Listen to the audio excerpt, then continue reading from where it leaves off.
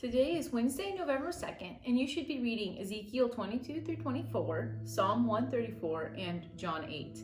And Ezekiel is sharing with the people that God is accusing them of prostitution, of worshiping idols instead of Him, that these people aren't worshiping God. They're not doing what they're supposed to do, and God is mad, and God's promising punishment. And Ezekiel and God, they use really vivid imagery in these chapters. Like it's very clear what God is saying because He wants to make His point across. I mean, He said this a bunch of times to the people, like, stop worshiping idols, worship me, you're gonna be punished.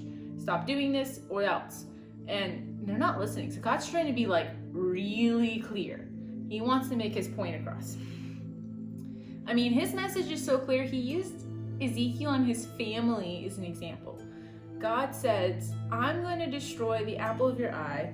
And when He's talking about it, what He's really going to do is destroy His temple. It's the thing that people worshipped, sometimes more than Him. They focused more on the building itself rather than the purpose of the building, which was to worship God.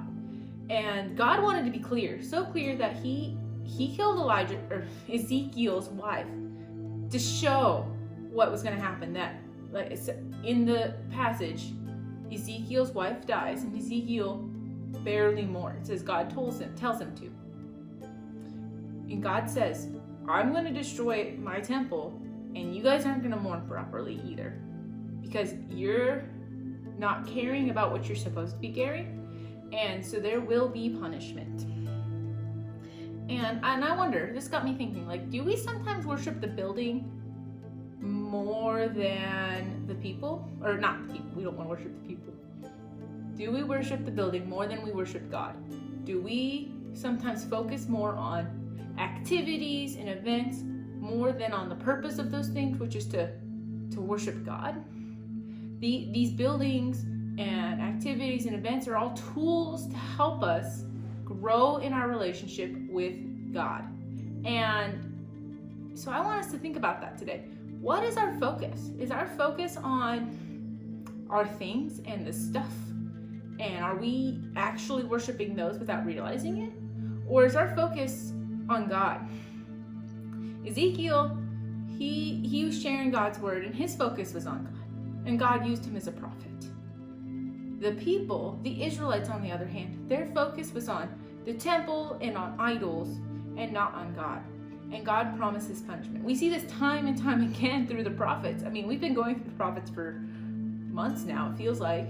And God keeps promising destruction and punishment and exile because they're not listening. They're not worshiping Him. And that's what He calls us to do, is to focus on Him and to do things that are in worship of God.